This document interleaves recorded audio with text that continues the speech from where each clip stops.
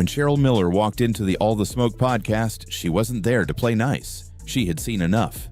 And in just 2 words, she took down Sheryl Swoopes' entire argument. Big dummies.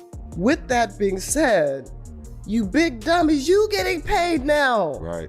Everybody now has an opportunity to pull up their chair and have a seat. That was Miller's response to the critics coming after Caitlin Clark. And she did this while sitting on Angel Reese's podcast, acting like she wasn't biased, while continuing to throw shade. And the basketball world took notice. Eventually, the backlash was so strong that Swoopes was pulled from broadcasting an Indiana Fever game. She was replaced by Nancy Lieberman, who immediately called out the nonsense, saying, "You can have your own opinion, but you can't just make up stats. Facts matter." However, 24 years old. Respectfully, there is absolutely no way, even when we're trying to sit here and play semantics about dominating, there's no way that anyone could ever leave this season in saying that both Caitlin Clark and Angel Reese didn't dominate. You would have to further explain what dominance means for you to not sit here and say that a player who is leading the league in assists while averaging 19 to 20 points didn't dominate that season. I'm just glad that these young ladies who are at the upper tier players, I hope and pray that they have a solid foundation. And they know guys, who they are. Because you know how vicious it is out there. Miller admitted she didn't expect their basketball IQ to be this high. She knew they were talented, but the way they understood the game at a deeper level, that's what separates good teams from great ones. And that's why Miller's comments weren't just about Caitlin Clark's success. They were about the Fever's rise as a potential dynasty. What they've done for the women's game. They're fearless. And that's something no amount of experience can teach. Miller saw it firsthand. She saw Clark stepping up under pressure despite the endless criticism. She saw Boston establishing herself as an elite post player. Heavy as a crown. I'm going to be honest because it needs to be said. I can relate to that young lady, and I felt for her. Mm-hmm. I know what it's like to be hated. I know what it's like to be a black woman and hated because of my color. Watching her pass, I didn't know how talented she was and how well she sees the game. Defensively, a lot better than I thought. I had to give her credit. Watching her pass, and I didn't know how talented she was and how well she sees the game in a 3D version, thinker. Defensively, a lot better than I thought, and gave her credit for. Hall of Famer, one of the greatest to ever play the game, didn't just defend Caitlin Clark, she called out the hypocrisy, the misinformation, and the non-stop criticism that has surrounded the young star. Sheryl Swoopes has been on a campaign against Clark, making outrageous claims, twisting narratives, and downplaying her impact. But Miller, she wasn't having it. She stepped onto the All the Smoke podcast and torched Swoopes' arguments, putting every critic in their place in just 2 words. Big dummies. Miller didn't just clap back at Swoopes, she humiliated her. And what she said about Caitlin Clark, it changed everything. The basketball world had been waiting for someone with real credibility to step in and call out the non-stop attacks on Caitlin Clark. And finally, it happened. When Cheryl Miller walked into the All the Smoke podcast, she wasn't there to play nice. She had seen enough. And in just 2 words, she took down Sheryl Swoopes' entire argument. Big dummies. Recently coached the WNBA All-Star Game.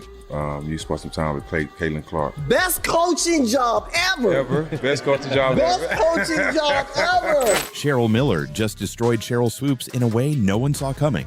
The Hall of Famer, one of the greatest to ever play the game, didn't just defend Caitlin Clark, she called out the hypocrisy, the misinformation, and the non-stop criticism that has surrounded the young star. Because we get exposure. Everybody forgot Lynette Woodard until Caitlin Clark broke her scoring record. And coming from one of the greatest basketball minds ever, that means something. Miller didn't just praise Clark's individual talent, she was blown away by the entire Fever squad. But I will tell you one thing, and people just having, she brought some on herself a little bit because she's cocky for a good reason. Confident. And I love that about her. But to watch the dynamics and the media, they had their narrative. And I was pleased and proud to see the narrative wasn't the truth. Clark isn't hated just because she's a great player. She's hated because of the media narratives surrounding her. So watching her and just spending a little time. And one thing, guys, that I've learned is to step back and let these kids be themselves. And that's where Miller separated herself from the critics. Instead of pushing false narratives, she actually took the time to evaluate Clark's game and what she saw. A player with elite passing, vision, and leadership, the exact skills needed to build a championship team. She knew exactly what Clark was going through. I know what it's like to be hated. Miller opened up about how, as a dominant black woman in basketball, she had also faced resentment and backlash in her career. And for the first time, someone with real credibility said what needed to be said. I can't imagine this young lady, I don't want to use hate, but despised.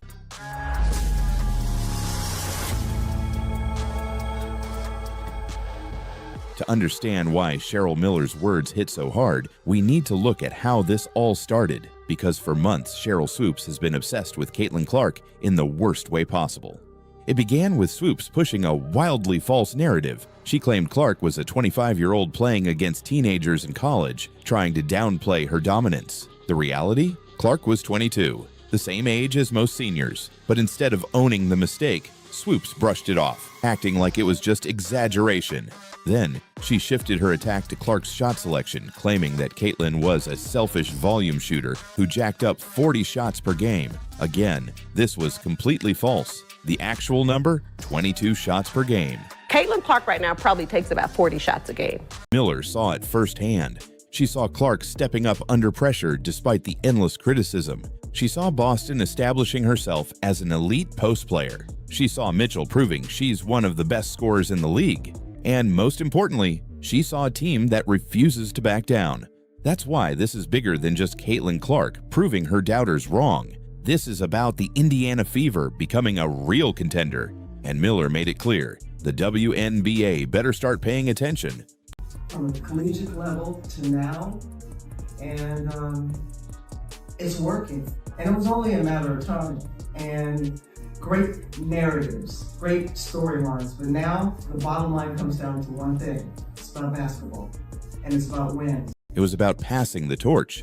Miller sees it, the league sees it, the world sees it. Caitlin Clark isn't just the future of the WNBA, she's its next generational leader. And with her leading the charge, Indiana's rise isn't a question of if, it's a question of when. That she's wearing right now. Right.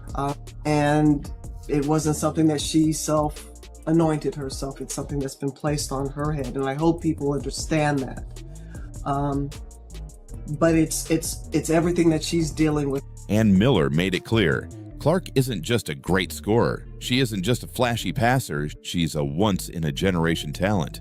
And what did Clark do in response? She looked Miller in the eye and called her coach. It left the entire basketball world stunned. Cheryl Miller wasn't just impressed by Caitlin Clark. She saw something bigger, something that could change the future of the Indiana Fever forever. Caitlin don't need a screen. Caitlin's got great handles. The one thing that I don't think people really appreciate about that young lady's game, she can pass the ball. She can't pass. She got great assists. Miller's first-hand experience with Clark at the WNBA All-Star Game changed everything. She saw something in Caitlin that made her rethink what's next for the Indiana Fever, and her revelation sent shockwaves through the WNBA. So why was Miller's response so devastating? What did she see in Clark that her critics refused to admit? And what does this mean for the future of the Fever? Let's break it all down. People wanted Caitlin Clark to fail. They wanted to see her struggle so they could justify their hate. But Clark didn't just survive her rookie season, she thrived. And Cheryl Miller, one of the greatest basketball minds ever, made it clear, Clark's presence has made the entire league better. And here's where it gets even crazier. Miller wasn't just talking as a former player or a media personality. She had firsthand experience coaching Clark at the 2024 WNBA All-Star Game. Holy smokes, what an opportunity. And I was excited, like really, really excited, till I found out that the team I'm coaching wants to beat the brakes off our Olympic team. I'm like, okay, the pressure's on. So now we got a game, folks.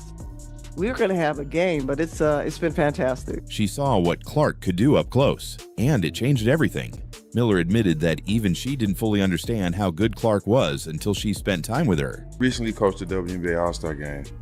You spent some time with Caitlin Clark. Best coaching job ever. Best coaching job Best ever. coaching job ever. Being around Caitlin Clark, how was the experience for her? She's such a big star. I mean, the sky's the limit for her. To be around her, just talk about the type of person she is and how much she loves the game. I'm going to be honest because it needs to be said. Cheryl Miller didn't just defend Caitlin Clark, she validated her greatness in a way that no one else has. But it was what she said off the court that might be the most powerful moment of all. After Indiana's first win of the season, Clark was carrying the weight of the world on her shoulders. The expectations, the criticism, the media storm, it was all closing in, and Miller saw it. So she walked up to Clark, gave her the biggest hug, and told her, "I'm so proud of you. Savor this. Use this as a formula, but no matter what, keep being you." He was getting hit with everything left and right, and I just said, I hugged her, I said, "I'm so proud of you." I go, "Savor this. Use this as a formula." I said, "But keep being you."